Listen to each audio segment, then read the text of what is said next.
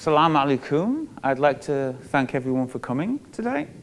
We're going to start. It's a great honor to introduce these four prestigious panelists. My name's Almond. I'm a professor of world literature at Georgetown, Qatar.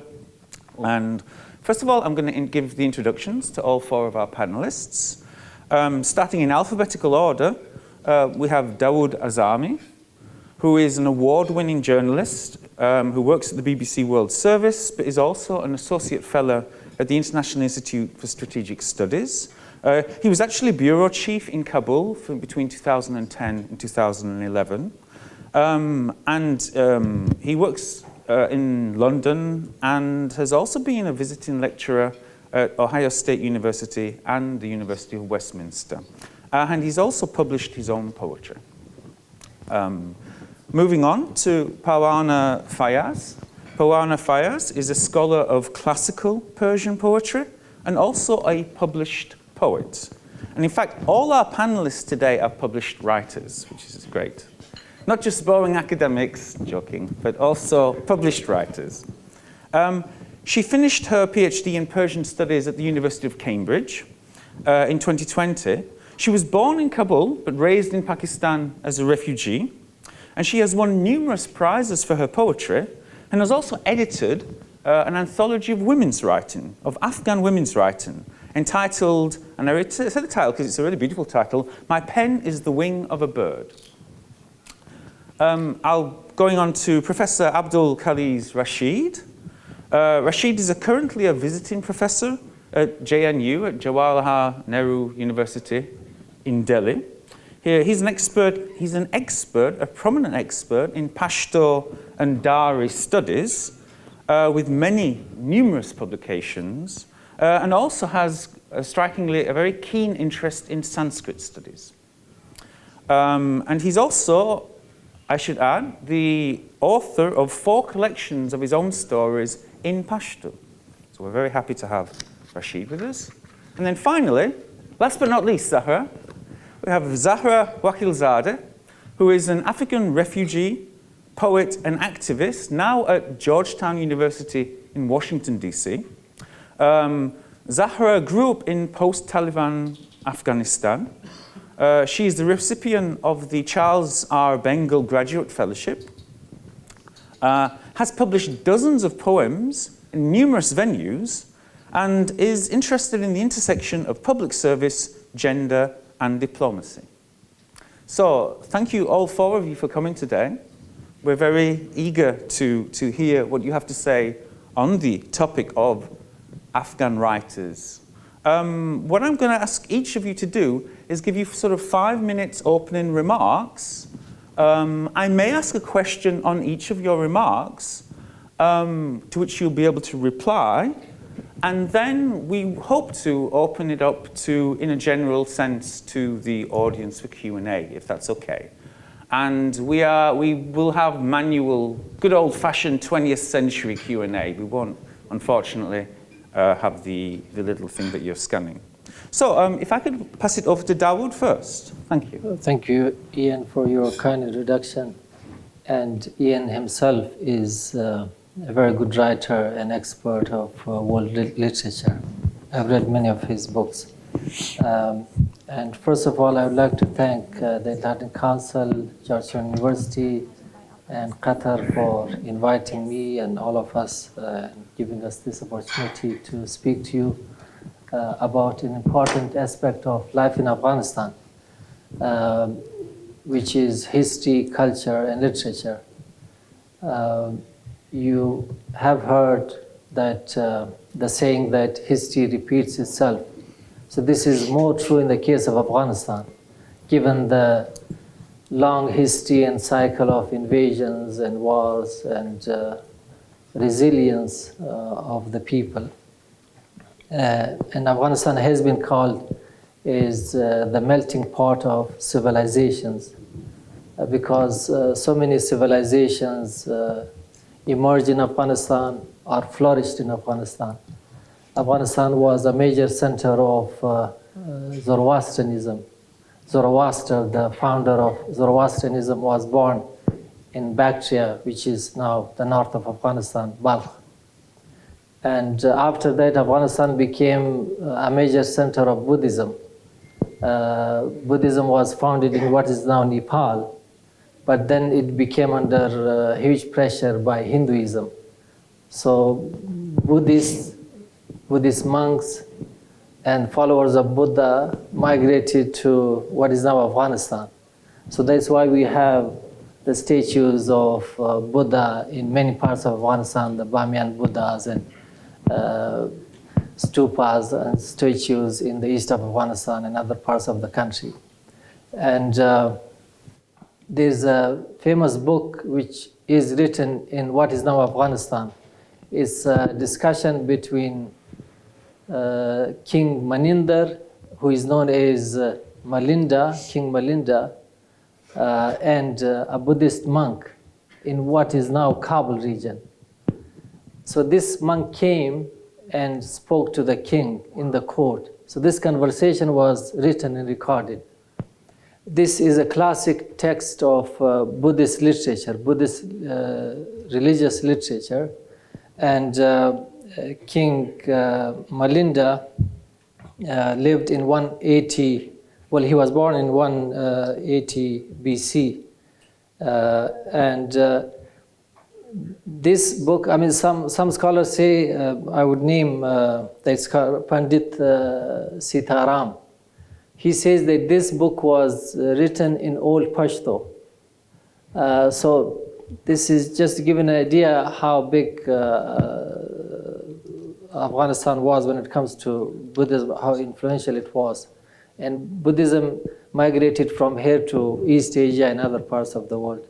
When Islam came, Zoroastrianism and Buddhism was still there in Afghanistan. So these three religions lived side by side. So that's why the country is called melting pot of civilizations. It's also called the graveyard of empires for two reasons. I mean, we mostly focus on empires invading Afghanistan or being defeated there, but there is another interpretation of this.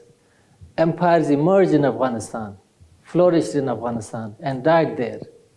So if you see, most of the major cities of Afghanistan today in the past were capitals of mighty regional empires. So Hiwaraat, Ghazni, Balkh, Kandahar. Ghazni 1,000 years ago was the capital of the Ghaznavid Empire. And it is said that Ghazni was the biggest city in Asia 1,000 years ago, but it was destroyed many times and rebuilt many times. The latest Afghan empire, which was founded in Kandahar in 1747 through a jirga in which Ahmad Khan, a young general, was elected as the king in July 1747. So Kandahar became his capital. And the area of that empire was 2 million square kilometers from eastern Iran all the way to northern India. So what we see Afghanistan is the remnant of that latest Afghan empire. And it is the sensitive geography of Afghanistan that is making it the center of these upheavals, because it connects three major regions: South Asia, Central Asia, and West Asia. Some historians have written that from the second millennium BC, there were at least 13 major invasions and penetrations, and 200 minor invasions and migrations and penetrations. So on average, after every 50 years, there is a major invasion or war or migration of people for different reasons.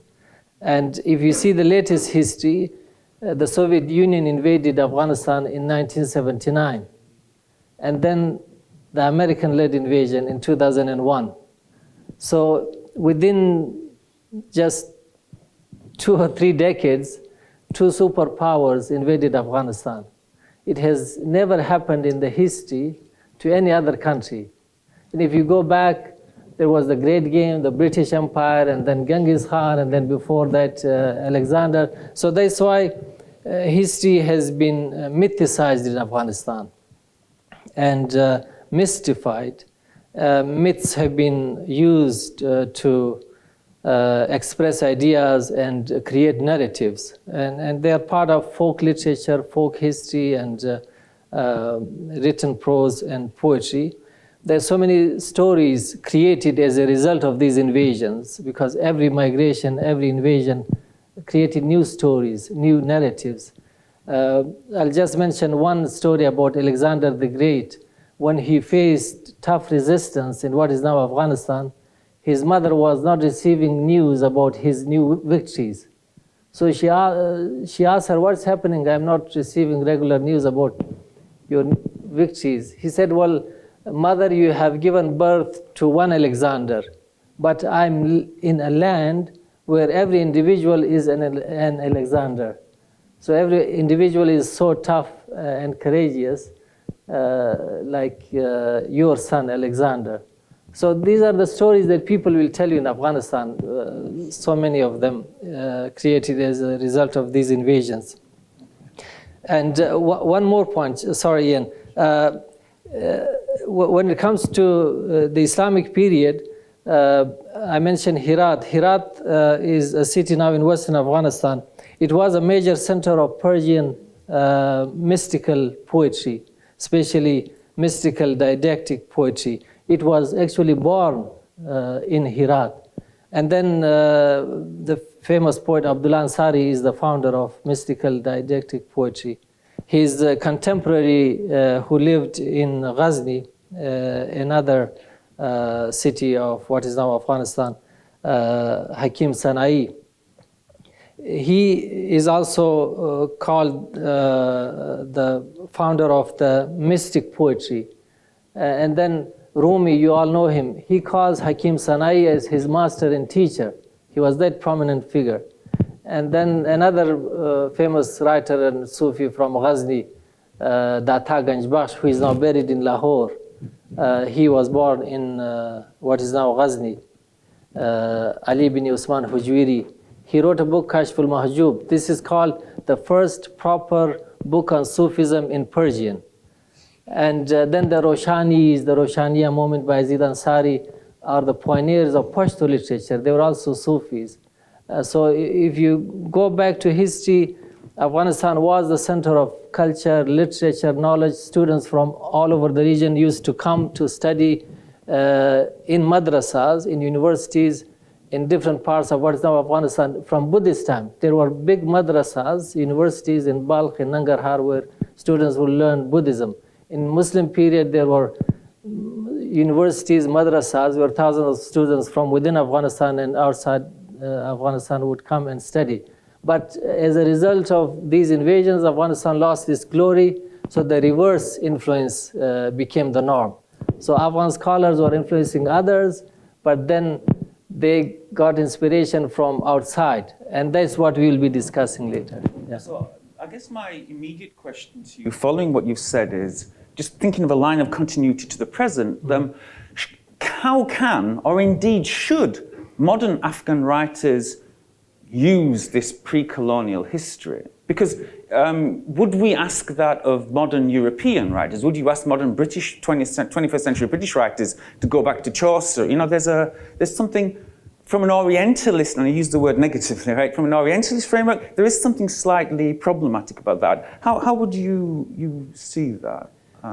I think a lot of people don't know about their history, the contribution their ancestors made to culture, literature, and scholarship. This dual nationality is not a new thing for Afghans, because Afghans have been migrating for thousands of years, mainly for three reasons. One was to get knowledge and take knowledge with them to other people. So that's why you can find Afghan Sufis and scholars all the way from Kashgar in Xinjiang to Bengal in Bangladesh and Jerusalem, the Ottoman Empire at that time. Because they went there to teach others, or to take their message to other parts of the world that were not familiar with them. So this was one reason for them to travel and migrate. The second was trade. So the first followers of Buddha from what is now Afghanistan were two traders from Balkh who were in India for trade, most probably taking dry fruit with them to sell to the Indians. And then they met the Buddha himself. They became his followers and brought his message to Afghanistan, and then Afghanistan became a major center of Buddhism. The third reason for Afghans to travel and migrate was invasion. Because Afghans also invaded other countries. They established empires and kingdoms and fiefdoms. In India, they invaded Iran, they invaded Central Asia, they invaded many parts in the region. There's an interesting phase of Afghans in India in a place called Bhopal. So Dost Muhammad Khan, went from what is now Orakzai. He was from Orakzai tribe of the Afghans. He established his own fiefdom in Bhopal. Then he died. His daughters became the queens. So they were rulers of Bhopal for several generations. So they are called the queens of Bhopal. They were Afghan women ruling over a state in Bhopal. So for these three reasons, Afghans migrated, they inspired others, and those who came back brought new ideas. Okay. But in recent years, it's mostly the inspiration they get from outside. They are not that much familiar with their own culture and history, and you need time, you need peace for that. And there hasn't been a proper time, because after every few years there is an invasion, people move, they lose everything. Books and libraries and centers of knowledge were destroyed. Okay, well, thank you. Thank you, Dawood. I'm going to turn over to Parwana. Hello, everyone. Thank you for being here. I'm going to start from where Dawood John had begun. So the idea of Afghanistan being the land of where empires met, where trade was happening, one thing is we are forgetting Afghanistan was also on the route to where people also exchanged stories, ideas, and philosophy, and books were traveled throughout that region. And that's why it makes one of the greatest places where you want to seek out who traveled where and what kind of books or kind of ideas were exchanged there. And that's where I study or really work on the history of ideas in the region what's today Afghanistan. Because I work on classical and medieval Persian literature, let me give you a definition of what does that mean and the timeline of what a classical medieval Persian literature, the timeline really is. So we know literature is defined as a written work, anything that has a very superior artistic quality that's written down. And when it comes to the Persian literature, we're really talking about the new Persian language that was used within the court, and poets wrote their poetry. So the first poet to ever write in modern Persian, what we today speak, is Rodaki, the 9th century Rodaki poet, the Tajikistan poet Rodaki. And obviously, the classical time, the classical Persian literature begins with him up to early 13th century, really including Rumi and his work. And that really marks the period where the Mongols were ruling the region. And then we get the medieval time, really starting from 13th century up to early 16th century. That's including the 15th century great poet Jami, and he's become a very important figure in trying to establish the greatness of the literature, as well as the ending of the greatest period for literary production. So Jami was a poet who lived his entire life in Herat, and he preferred more than anything else or more anything better in his life. So he found Herat to be the center of freedom in terms of production, as well as being inspired and not only writing poetry, but also producing works of miniature painting, where his poetry were depicted in pictures and also distributed all around the greater Persianate world. And when it comes to the idea of Afghanistan, or the land as of Afghanistan we know of today, and the domain of classical medieval Persian literature is none other some very important and major cities with obviously deep political, intellectual, and cultural ties. And here we are really talking about the region that is the greater Khorasan. And we heard that Afghanistan used to be the center of Zoroastrian. That comes from the Achaemenids, the Parthians, and then the Sassanid era, right? That's the kind of region we're talking is massive, and it can't be break down into Iran and Afghanistan that we know of. It's a continuous land of greatness. Stories are being communicated through philosophy from all around the world, from Chinese philosophers are landing in the Persian court, Greek philosophers are coming, medical and scientists are coming together within the code of the Persian to exchange knowledge. And that's why the greatness of this literature really speaks for itself. So we know that Khorasan is a Middle Persian name for, it means the land of the sun. So, and that the greatness. And also we know that the Khorasan... Sorry, the land of the sun. The sun, yeah, that's what it means, Khorasan, the land of the sun or brightness. And we know that the Khorasan itself was divided into smaller region, Naishapur, Marv, Herat, and Balkh, and they were ruled, based on the appointed by the king, and obviously the story goes on. But this is the kind of region we are talking really. The greatness of literature comes because it's so divided yet so connected deeply through ideas. And poets like Jami, who lived in the Timurid period, which is one of, I talk about the Renaissance in Persian literature and the Persian culture. That's what's happening. We tend to compare the Timurid time period, which is from 1400s up to, for a century, just up to 1504 until the Safavids take over what's today Herat. So that period is really compared to Italy and Renaissance because of its cultural heritage, the way they really preserved culture, and they really extended their knowledge up to the Ottoman Empire. And we have a lot of letters exchanged between the Ottoman king and Jami. They really wanted to, take Jami out of Herat and promised so many great gifts to him. And he said, no, I would rather be in Herat and be part of it. It's because Herat was one of the most liberated city, not only in terms of, the kind of education people were getting, the kind of moderate Islamic thought that was really preached there. Sufism, the most moderate form of Sufism, oscillating between Shiaism and Sunnism, was so balanced that when the Safavids, the Shiaism coming from what's today Iran, they wanted to destroy the legacy of Jami because he was such a great poet who really brought this two different sects of Islam together to pray in the same room, to talk. Scholarship was, all about intellectual seeking conversation. So poets like Jami are very rare, and my work begins with him and trying to understand the kind of ideas that inspire him to write something that still will look back. And as Afghans, we connect more to Jami and to Herat than any other poet because Jami really marks the importance of the land, the importance of the city that becomes part of what we know Afghanistan. And obviously that has its own upheaval. Herat has gone through so many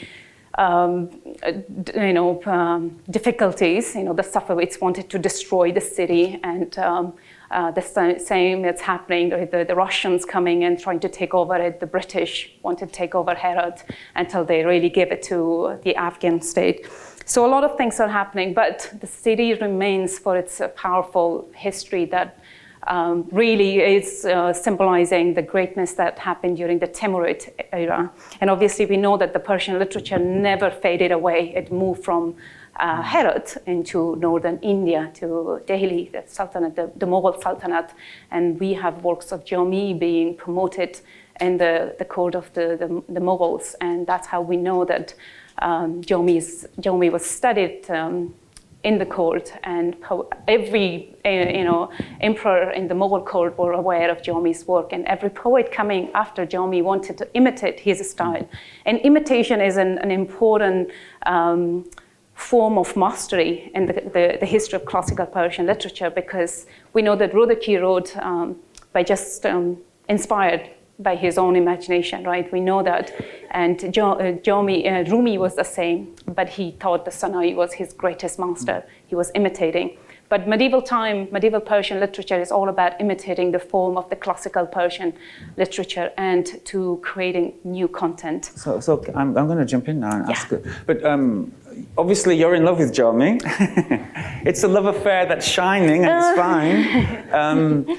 But was Jami, to what extent was he a kind of Da Vinci uniqueness? And to what extent did he actually reflect a number of already extant cultural mechanisms in the society? I'm particularly interested in the kind of Perso-cosmopolitanism that you're talking about. Yeah.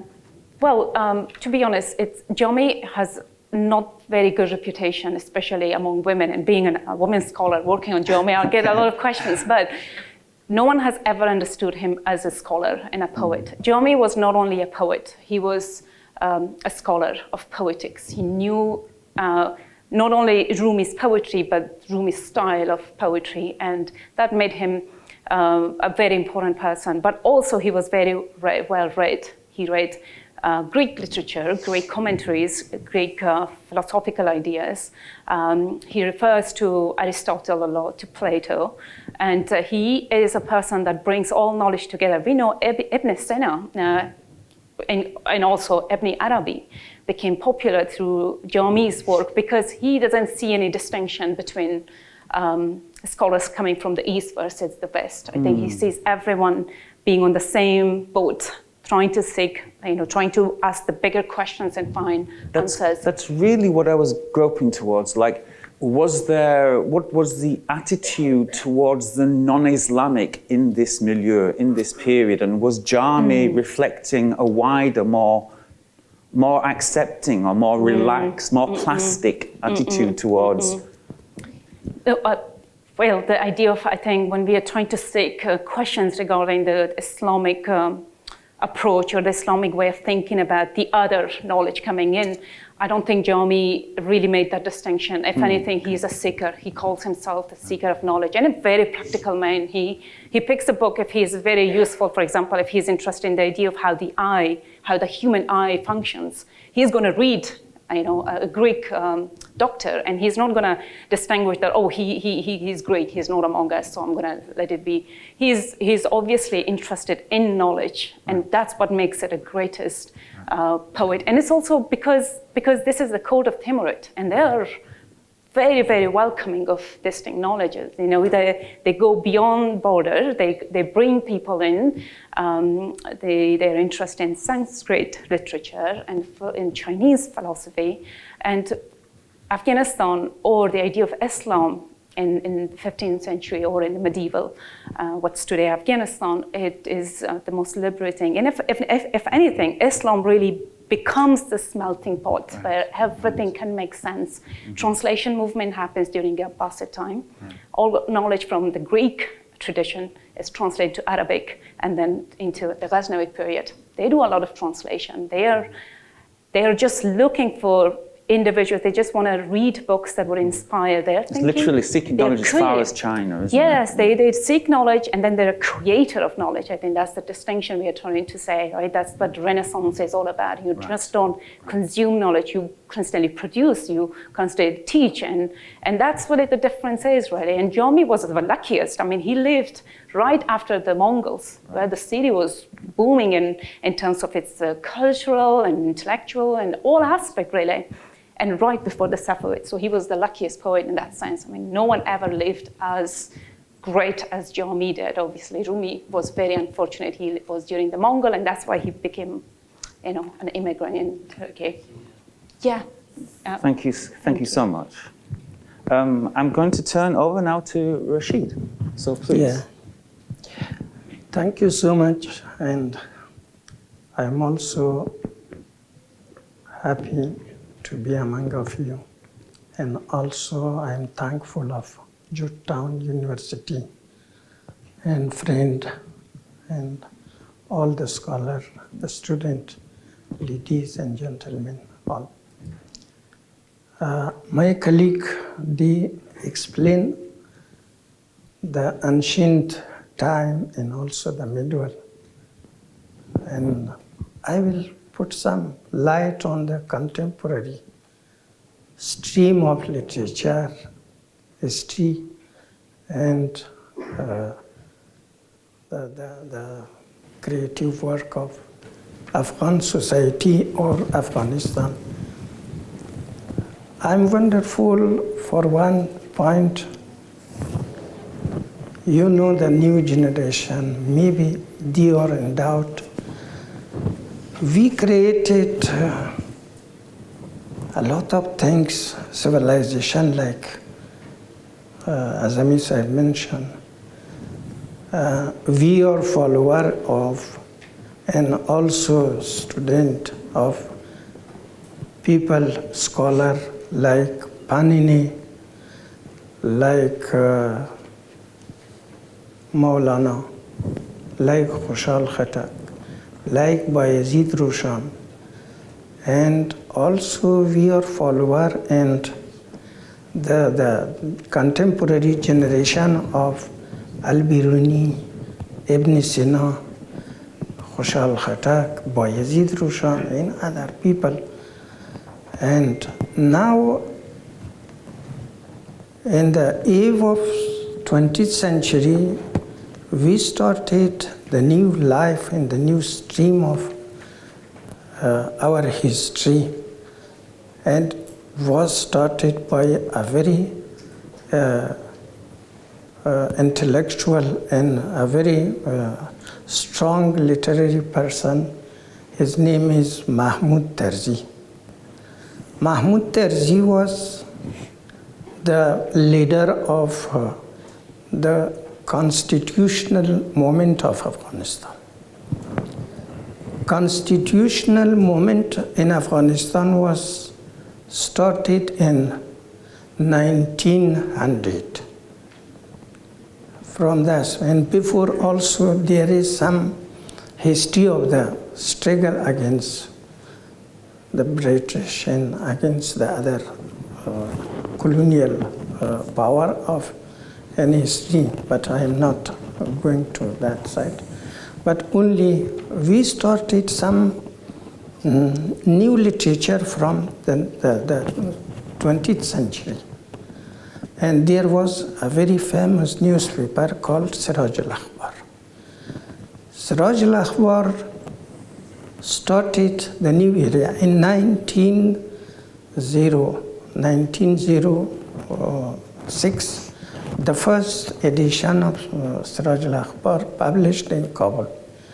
And then that was banned in 1911. Again, Mahmud Tarzi came from outside, from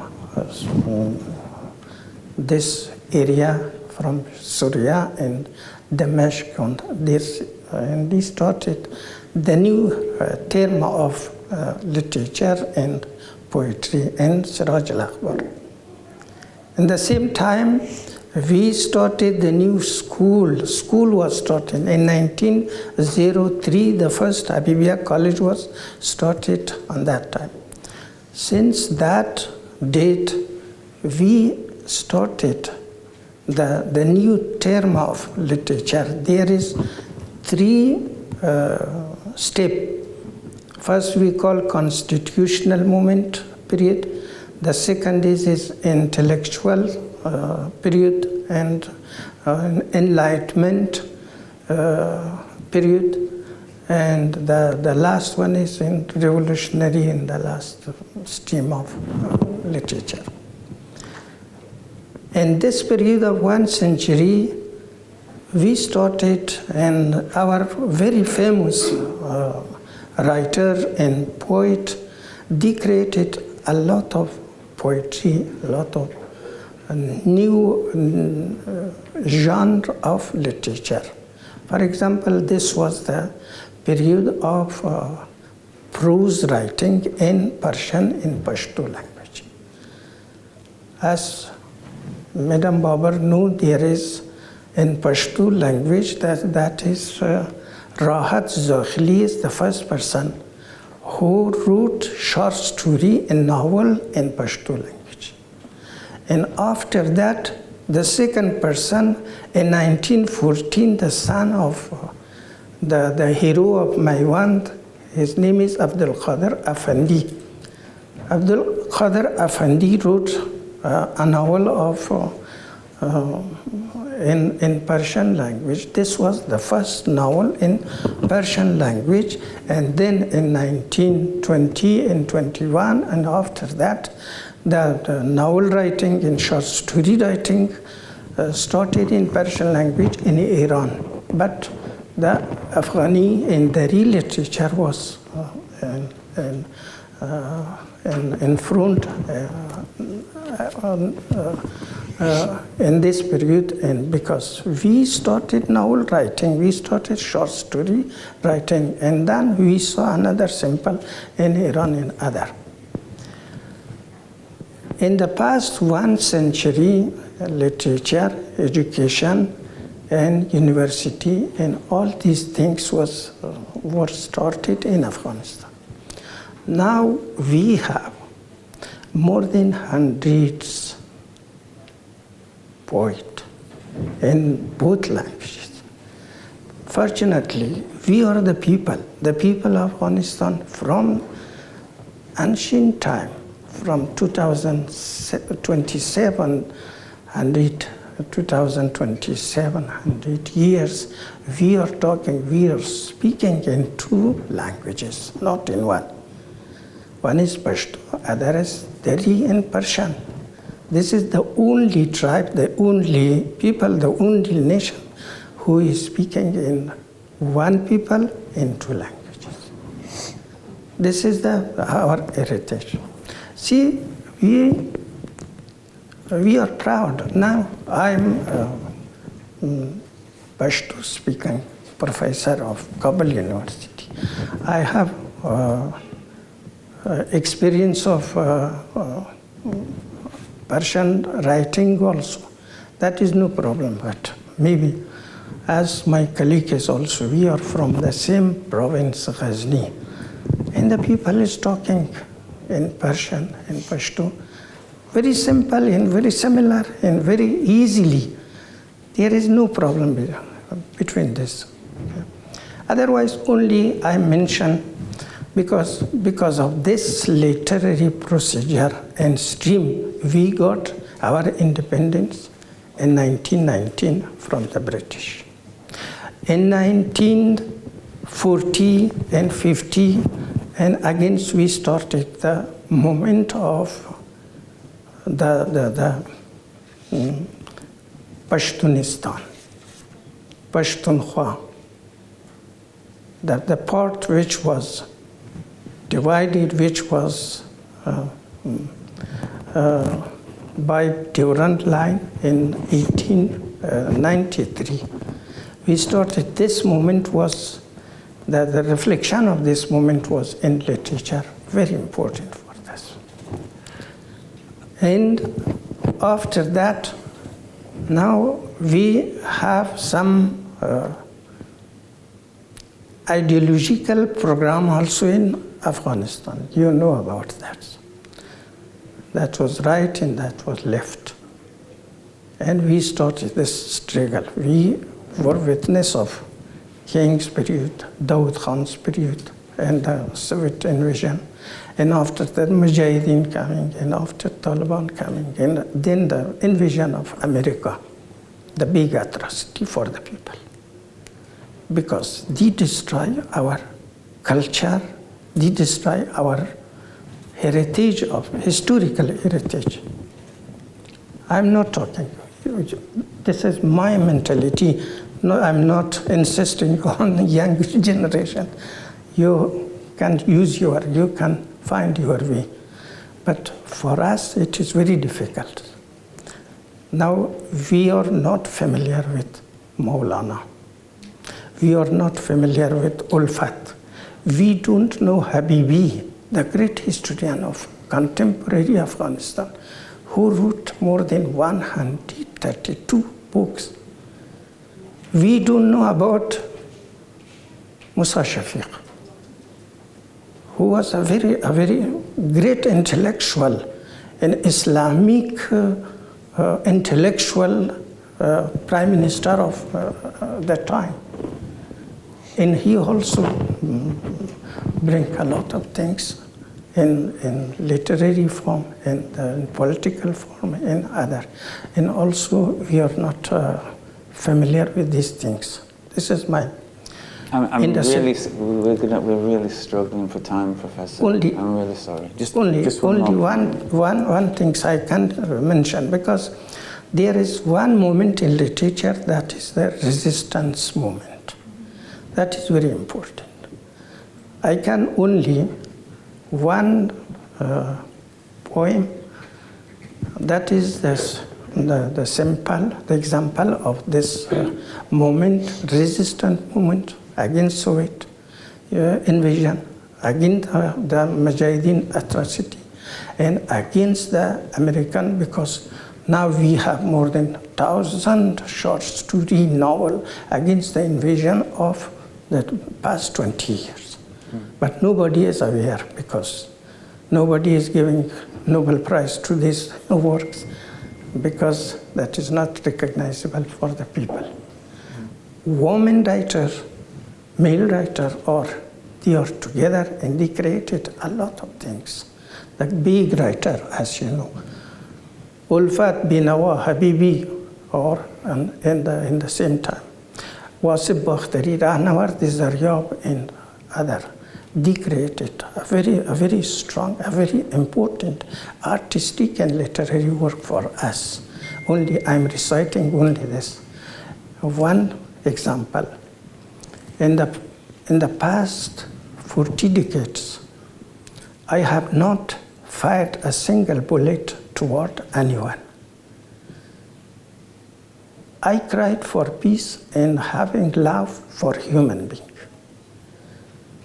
I resist against war, against the atrocity of friends and enemies. But in spite of this, they killed me and killing me. Now, are you know about my pain? This is just one example of that. And the resistance movement is going on. And for this reason, we will talk about this. More than 300 writers, poets are living outside Afghanistan. They are creating poetry, they are creating literature. Literature means the mixture of imagination and experience of human being. Thank you. Thank you so much. And although I don't have time to follow up a question, I would like to get back to you for the benefit of people who are not that familiar with the scenario you're discussing. I would be curious to know about the relationship between Pashto and Dari literary traditions. But I'll get back to you. Thank you very much. Yeah. I'm going to let Zahra take the final point, please. Good afternoon and Zohr Bakhair. Thank you so much for being here. My colleagues discussed very important points in regard to history, and by now I'm sure you know that Afghanistan has rich history in literature. So I will not bore you more on that. I'll bring you to present day. As a 22-year-old, I think it's more appropriate for me to just speak on the young people in literacy and poetry and how they engage Afghans in exile and Afghans inside Afghanistan as youth engage with poetry. Let me start with one of my own poems, Broken Systems. In the name of peace, which is kept in the cage since birth, aside for the plate of food which is never served at my table. In the name of earth that forbids peace in the neighborhood where the gown of justice never fits my people. The heart is protesting for the sore mind who's puzzled by bloodbaths in every corner. Shame on the word of broken systems which swallows too much of humanity only to vomit broken persons whose search for glue will end in coffins. This poem, titled Broken Systems, was written in August of 2021. As a young person in exile, I remember watching the collapse of the government from my dorm room at Georgetown in Washington, D.C. The night before this poem was written, many people gathered at the airport to be evacuated, but also to protest the takeover of the government. People were fearful for their life and those who are in Afghanistan still are. And those pictures from that night, I had family at the airport as well, who would send audios through WhatsApp, and they were being shooted at. So while I'm listening to these audios and I'm looking at these pictures, I'm imagining what it means to be Zahra, to be me in that space. The tomorrow of that day, I get done with my classes and I walk from Red Square, which is known as our free speech area on main campus. I'm walking back and I get a news that there was a suicide attack outside the airport in Kabul. And I get to my room and I sit down and I look through all these pictures of people dead outside the airport. The puddles of water that was gathered from the night before and from the rain now turned into bloodbaths across the airport. And I was devastated to imagine what it means to be in that space, to walk through those puddles and those bloodbaths again and again and be asked to leave that space, to not be killed. I started writing poetry at the age of 9. It was filled with innocence, as a young person would do, as a child would write. And I did not understand what it means to use poetry and writing as a form of activism until I realized the complexity of systems of oppression that I live in, which was at the age of 13. I became a refugee to Pakistan, and I realized what it means to be a refugee. At the age of 15 to the United States, and I realized what it means to be a Muslim. And that, the intersectionality of my identities, became the center of the way I write and my poetry. Through that, I connected with young people who were authors, who engage creatively with writing. And I realized there is not specific themes in the way that we write. Just like any other demographic, poets of Afghanistan and authors of Afghanistan come from diverse perspectives, diverse ethnicities, and diverse sets of experiences. So we write about diverse issues. However, we have one thing in common, all of us. We respond to the most urgent and pressing issues that happens. The moment something takes place, we write about it. You can see the fearfulness of the collapse of the government in our writing from August 2021. You find anger in closure of girls' school in Afghanistan in our writing. You see the hopelessness and the way we were dismissed when the earthquakes in Hiwaraat took place a couple of weeks ago in our writing. But despite how broken our writing might seem as young people, there's always hope in them. Because the moment they are published, we believe that you pick that piece of paper or you go through your browser and you read that piece, you're centering the voices of young Afghans in the way you're imagining Afghanistan. You look at us and you ask us, how do we want to imagine Afghanistan? And that is a very important piece that have been missing in creation of and developing of Afghanistan over time. We also acknowledge our responsibility. We acknowledge what it means to be authors, what it means to know how to read, how to write, and how to transfer that across the world to others. While politicians lead, we pride ourselves as literary figures and scholars, as poets and authors, to be the pillars of the society throughout history. Those who shape the minds of our people, the public, and the society. So until there is ink in our pens and there is oxygen in our lungs, we pledge to write. We pledge to tell our own story.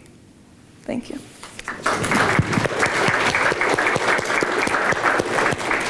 Thank you so much, Zahra, really. So I was going to ask you, before we open up for questions,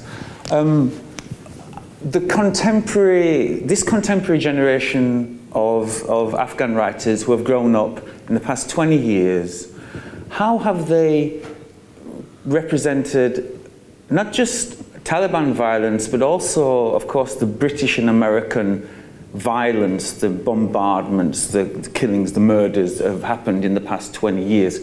How do you feel about how they have represented that? Because you talk about a diversity of voices. Right.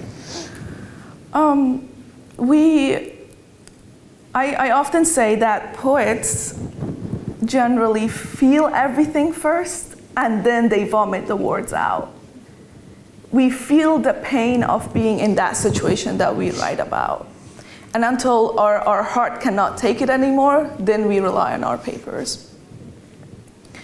And we do it in a very unique way. We write our story, we give the audience an opportunity to shape their own opinions about the piece that they are writing, but we don't allow you to shape your own feeling.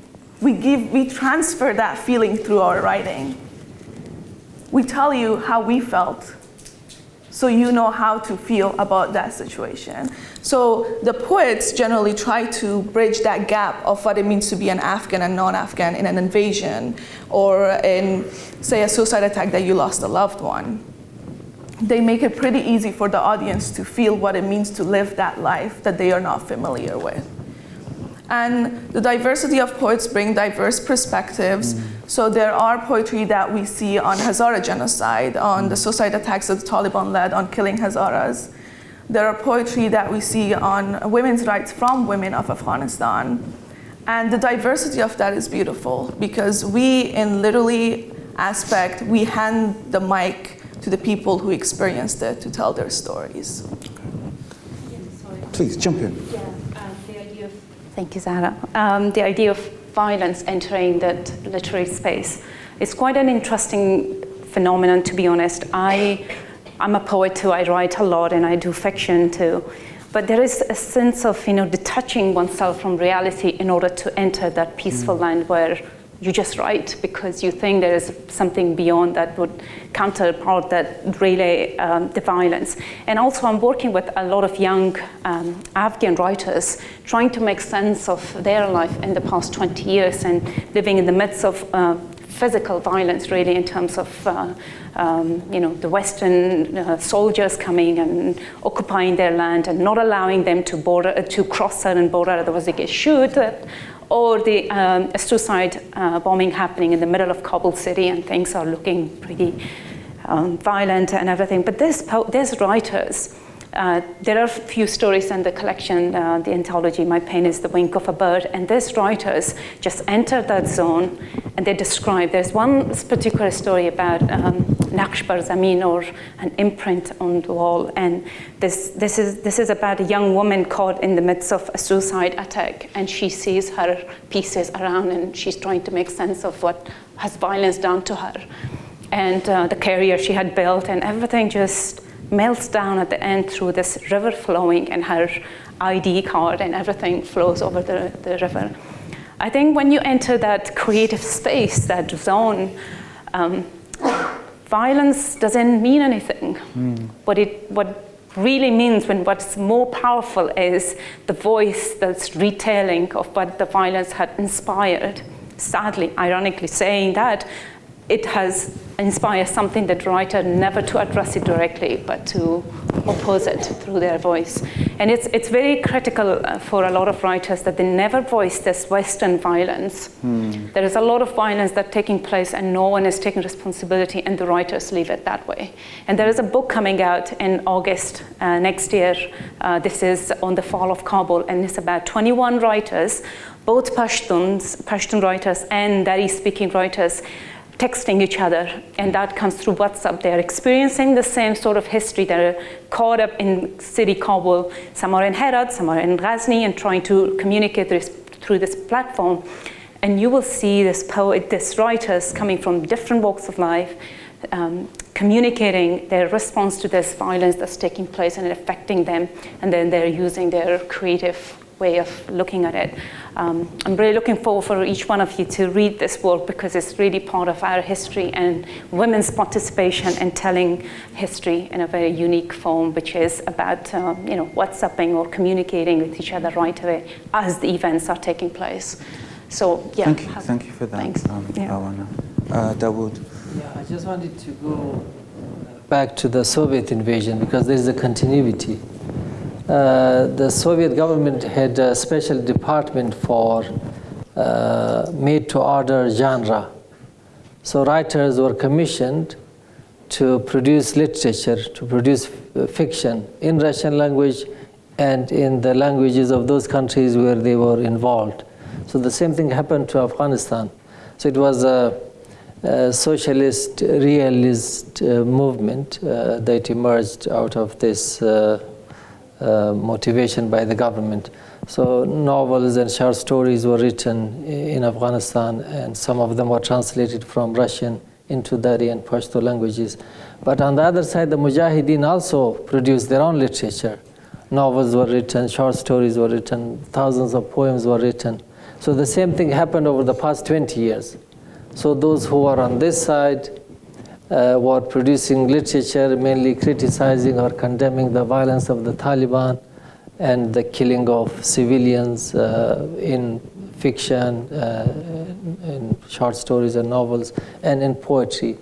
And the Taliban also produced their own literature, mostly poetry, chants, not only in written form, they also recorded them and sent to each other to inspire and motivate people to fight and resist. So there are two sides. For example, there's a poet who was not part of the Taliban, but there were reports in the initial years of the Soviet military intervention in Afghanistan that there was somebody who had the same height as Osama bin Laden, and he was targeted by a drone. So this was widely reported in the media. Some people said that maybe Osama bin Laden has been killed. So a tall man, the same height, in the east of Afghanistan. So this poet wrote a poem about that in Pashto. It goes like this, that Amrike Parun yau dang sarai wajali, de zalimi yau malang sarai wajali. It means that America yesterday killed a tall man. Because Osama bin Laden, as you know, was tall, 6 feet, I don't know. So America is a feminine name in Pashto. The second line goes that this cruel lady has killed a poor chap, a poor guy. Because it was a mistaken identity, maybe a case of mistaken identity. But these things were also reflected in poetry and in fiction. But in the meantime, so many novels and short stories were written which were influenced by Western ideas, personal freedoms, Western values, women's rights, and criticism of the clergy, their influence, and criticism of local traditions, oppression, and those sort of things. They were also seen. It is something new which happened in the past 20 years. And one reason was that so many Afghans got education in the West, so many Afghans got exposure to the West, and Afghanistan was connected through the internet with the rest of the world. There was media freedom, so that also brought new ideas. No, absolutely. I think, Zahra, correct me if I'm wrong, but Zahra's idea of the poet is someone who is able to perceive violence regardless of whether it comes from a B-52 or a grenade launcher or a CIA drone, right? There's something, there's a kind of, the idea of the poet is a kind of moment of transcension. Yeah? That this... I agree. Living I was born towards the end of the Taliban regime, so I was very young when the US came in. For me, violence was violence. It didn't matter whether who signed at the bottom of it, right? So I experienced it, and as I grew older, I started to understand the trauma that comes with that. On top of that, the generational trauma that comes from the parents who have experienced it. at a young age as well. So then I decided to learn how to write about it and express it that way. So for me, it didn't matter what it was. I did not understood the difference. And I'm going to be a little bit provocative now, but absolutely. especially today. Yeah. Do you see how that liberal space, with Gaza, that liberal space becomes problematic because it's something that's reiterated often, that violence is violence, we should lament, we should condemn. Do you know what I mean? That there is something slightly problematic about that space. Yeah, I mean, I am personally speaking about my experience as a child in Afghanistan. For me, I did not understand the politicization of violence and what it meant, right? So if you ask a child that question, they wouldn't know. All they want was just be able to go to school, for our water not to be poisoned, for us not to be stuck in school because the Taliban left a bomb outside our school. For me, safety was the #1 priority as a child, and now I'm more exposed to how complicated violence can be, from what parties it comes in, as I'm studying politics and getting more exposed to these spaces. But for a child, that did not matter. We can take questions from the audience. I don't know, we'll just go this way. There's a lady behind. And then I know John's name. And then, was it Pat? And then was it the lady? I'm trying to catch everyone's hand I saw. Please, first of all. So my question is for Mr. Rashid, since you brought up the idea of Pashtunistan. And as a Pakistani Pashtun, I often feel like we are disconnected from our larger literary and political history. And so I was just wondering, how do you see Pashtuns from across the border share a common literary history, despite the centuries of divide that we have had? Thank you so much. There is no difference, there is no border between that side and this side. Khushal is acceptable and recognizable poet of Pashto language.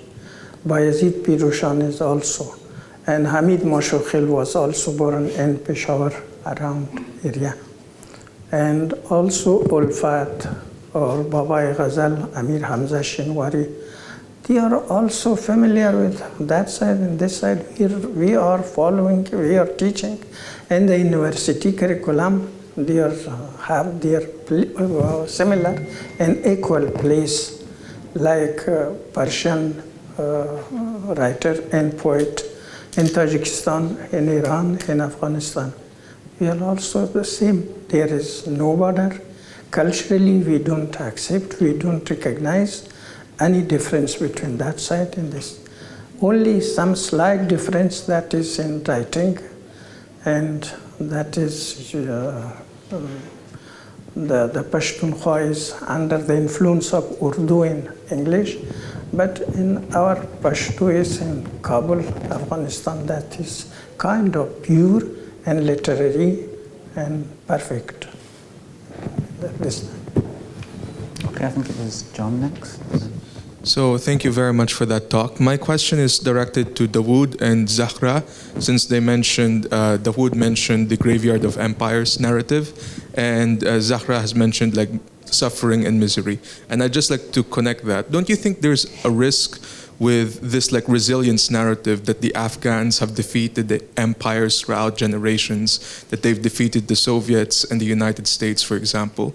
But in doing so, you kind of let's say, miniaturize or minimize the humaneness of Afghan suffering in that sense. It's the idea by the West that, well, if an empire would invade Afghanistan, they're eventually going to be destroyed. But, you know, as you mentioned, Ghazni was destroyed over and over again, but you've never mentioned, like, for example, the suffering that happened in Ghazni with that destruction, right? So don't you think that this narrative sort of destroys that humaneness and underscores the suffering of Afghans with this like resilience narrative? Thank you. It's a good point. I mean, I mentioned that Ghazni was destroyed and many other cities were repeatedly destroyed as a result of this invasion. I think I also mentioned that on average, there was a major destruction in every 50 years. Over the past 2,000 years. is the same story about Balkh, is the same story about Herat, is the same story about Kandahar. So these cities were built and then destroyed and built and destroyed. And this has been reflected in literature, both in oral literature and written literature, the suffering, being the victim of foreign invasions. But the problem is that if you ask an average Afghan, he or she will tell you that we don't have any choice. So the wars were imposed on them. Mainly it's because of the geography, the location of Afghanistan, which is a blessing, and most of the time it has been a curse. So this is what has happened to the country and to the people. And this couplet that I just read in Pashto reflects the sense of being a victim. And suffering has been reflected throughout the history, the known history of Afghanistan, in folk literature and written literature. But they also take pride in being tough people. They also are being motivated by history. Even the Taliban, if you read their propaganda, they have made repeated references to history. So in a way, history motivates people to resist. You invoke the past, you say, oh, we defeated Alexander, we fought against Genghis Khan, we fought against the Soviet Union, we defeated the British Empire, so we are unconquerable. So this is what they've been saying.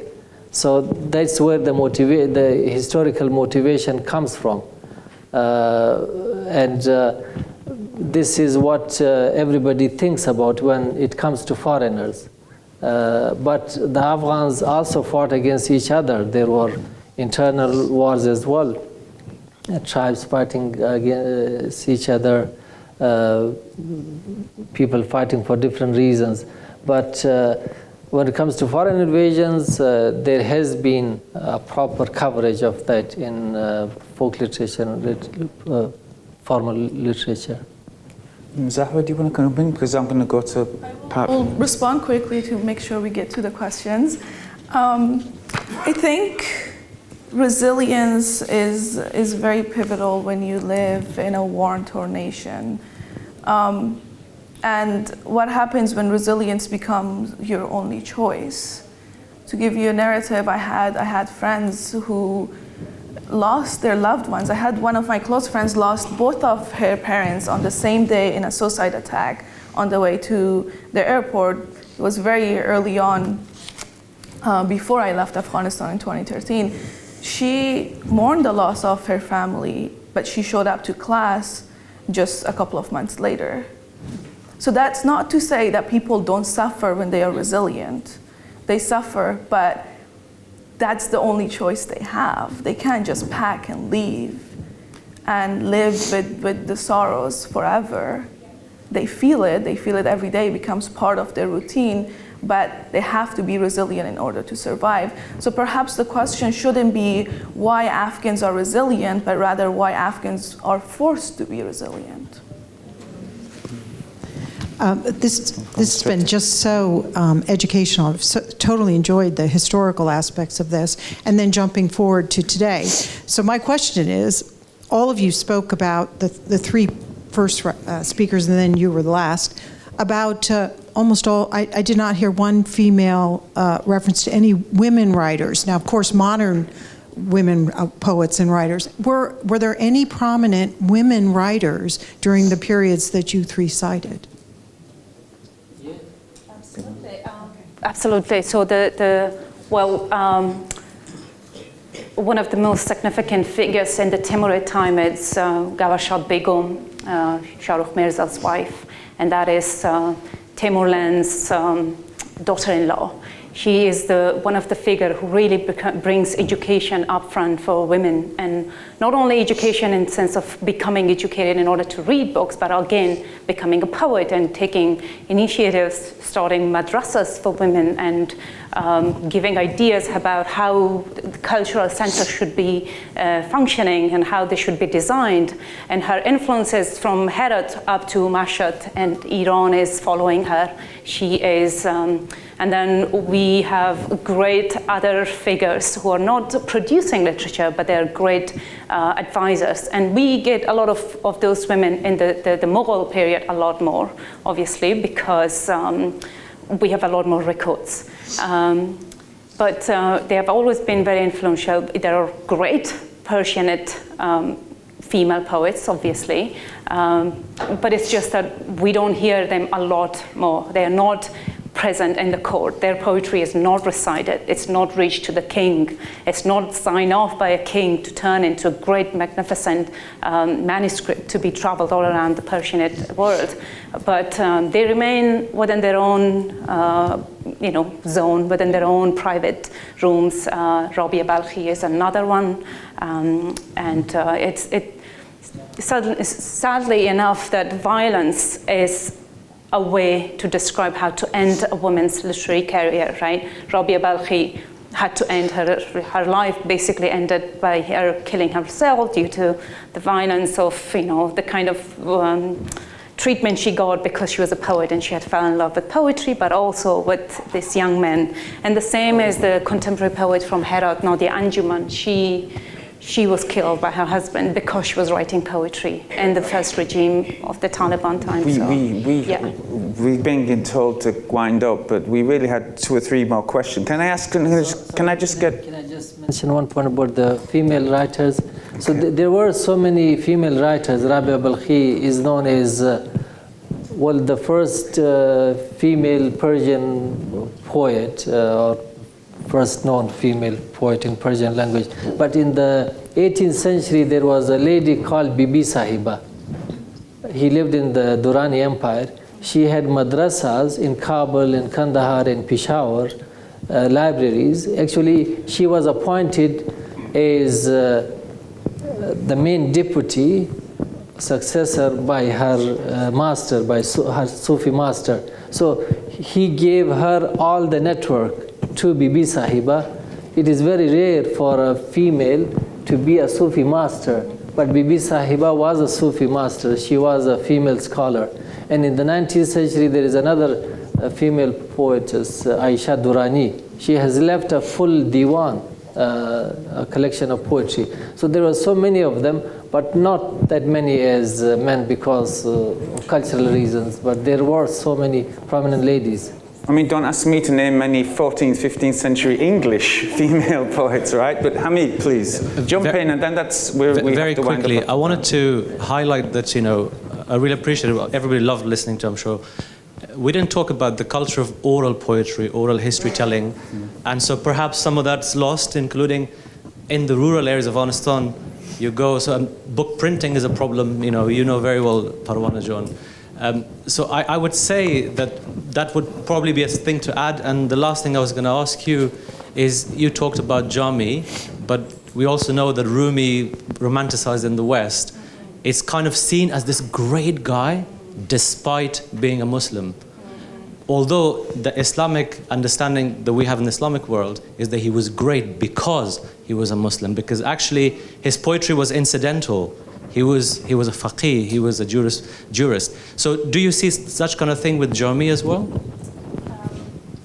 Yes, I think their first introduction into the court system is through this religious affiliation, obviously through Rumi is not a court poet, obviously. His theological studies and teaching really get him where he is. But Jami becomes affiliated with the school of Naqshbandi order, right? He is within that system, and that form of schooling really brought him to become a very validated poet, really, within the court. So those connections, those presence of, not only a court poet, but a Muslim court poet in the greater Persian world, Jami is an interesting person. he is writing a lot of scholarship on Sufism, on Islamic thought, but he might not be the practicing Sufi that we know, because he was offered to be the leader of the Naqshbandi order, and he declined because he didn't want to practice it to that extent, but he was an intellectual among it. And Rumi is a practicing. He's the opposite end of what Jami becomes. Rumi is a practicing Sufi. His poetry is inspired through that practice itself, right? It's very interesting. The word Muslim is rarely used when poets are talking about themselves. They don't really, they talk, Rumi, we know in the West, he's become popular. He doesn't consider himself to be one or the other. He is a combination of things, one or nothing, as he would say. But Jami is very, very clever. He calls him Muslim if it's to his advantage. He's a court poet, and the Timurid and Islam and Sunnism is such an important factor within the empire. He had to be a Sunni scholar in order to be considered a great poet. So. I think what remains is for us to thank our panel today.